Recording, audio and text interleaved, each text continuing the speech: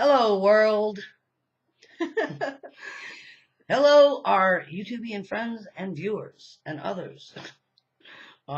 Mainly Butch and Felicia86.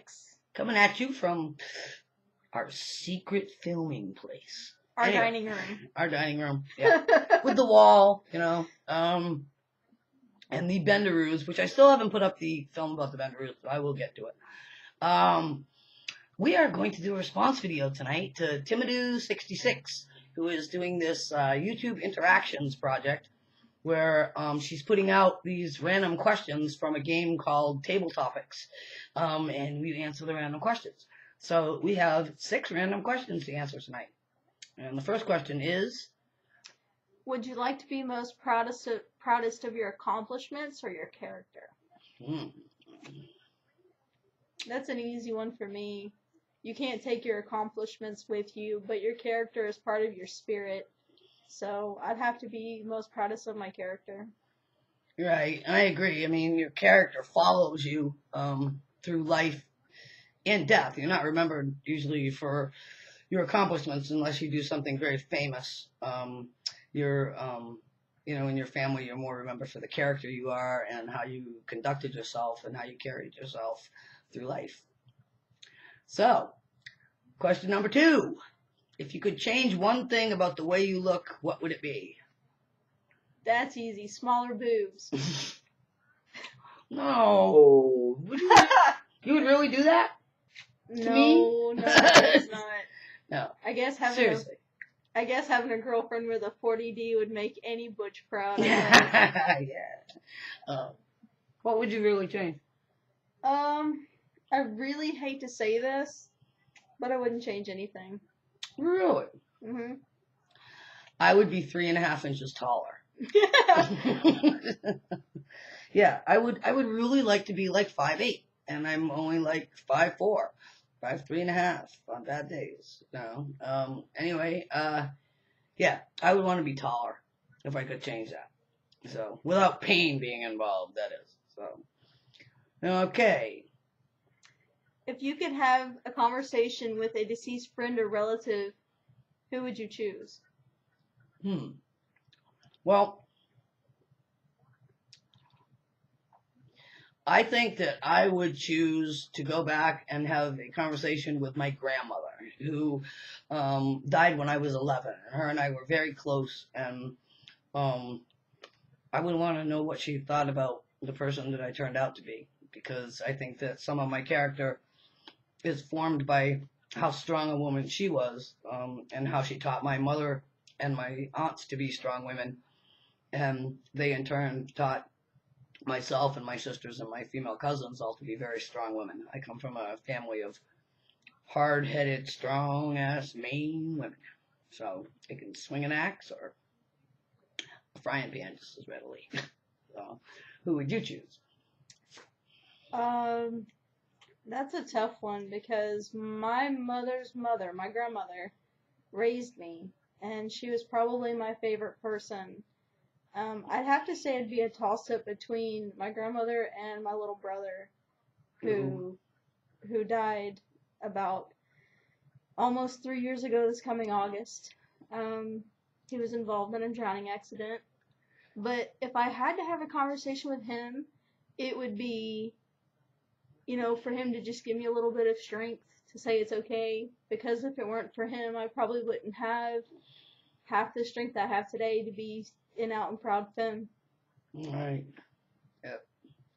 That would be interesting. If I could have a conversation with somebody in your past that was dead, I would want to talk to your brother. Why? Because I would want to know what kind of a sister you were to him. So, that'd be interesting. Okay, number 4. Who or what gave you your moral code? Well, this is a good one. Like I mentioned, my grandmother, who gave me a lot of, I think, strong character.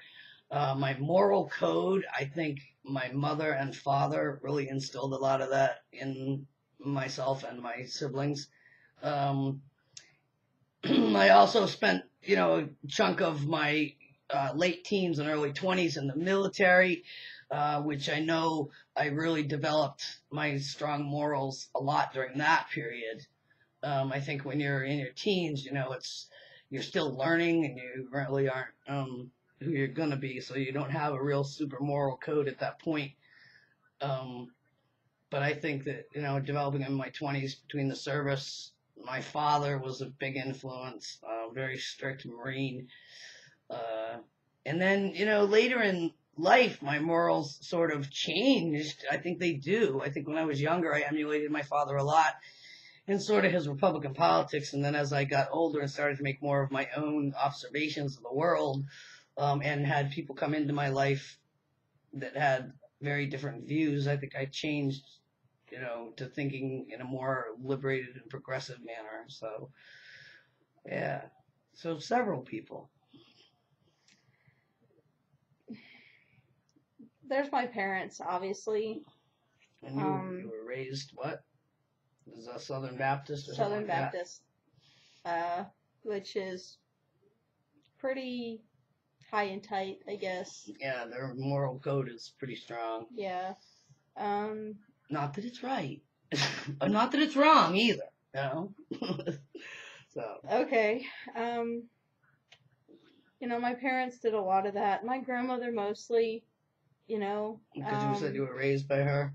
Pretty much. Yeah. Well, my mom was 14 when she had me, right, so, right. I spent a lot of time with my grandmother, and even through my older years before she passed, it was okay to be open with her. So the morals that I got from her versus the moral code that I got from my parents was just a little bit different. But you've got aunts, uncles, family, friends, you take it and you make it your own. You take it from all of it. You make it your own. I think like Hillary Clinton said, or maybe she just made it famous, but the saying, it takes a village to raise a child, which was the book that she wrote. I think that's very true. I think you get little pieces of your morals and your character from different strong individuals in your life. Mm. So, right, number 5. Is it important to do good or to avoid doing bad? In my opinion, I would have to say that it's important to do good. Yeah. You're always going to do bad no matter what you do. And you don't justify it by doing good. I just think that doing good is something that everyone should do. Right. I think it's an interesting question. Is it important to do good or avoid doing bad? I think, if you're having issues, avoiding doing bad, then you're probably on that edge. I know I went through a period of my life where avoiding doing bad was my main objective. But it changed over to me wanting to do more good in the world. And that was a major flip. So I think that it is important for all of us to do good in the world because, it's only through the good that we're going to avoid doing the bad. So, anyway. You could be one to be stuck up in the house. I just have to add this, but you could be one stuck up in the house avoiding bad all your life, but not doing any good isn't going to make you any better of a person. Right. Right. I think it builds on your character and your morals and everything else. And these questions are all sort of tied together a little bit. The number 6 question is, if a friend's spouse made a pass at you, would you tell your friend? I would love to see video responses on this one. If your friend's spouse made a pass at you, would you tell your friend? It depends on how good a friend this person was. I think I would absolutely have to address it in some way, shape, or form. I would. Jokingly, that's one thing. I'm sure my friend would be understanding. Yes, I would still say something, but it goes back to moral conduct, moral code. Mm-hmm. Yeah, I think I would have to, because I would want my friend to do the same for me. Right, and the other thing is, who is an idiot enough to make a pass at their friend's buddy? I just don't think that's a really cool behavior. And if they're making a pass at the friend's, Spouse. if if I was making a pass at one of your friends, I'd be pretty stupid, A, okay? And if I was doing that, why wouldn't I be making passes at other women? So there's definitely something wrong in the situation if this is going on. You would be very single if you made a pass at one of my friends. And I would expect to be. So I don't think that's cool at all, you know, I don't think if you're in a committed relationship, I don't think it's cool at all to be screwing around, or making passes at other women. If you're flirting in fun and everybody's in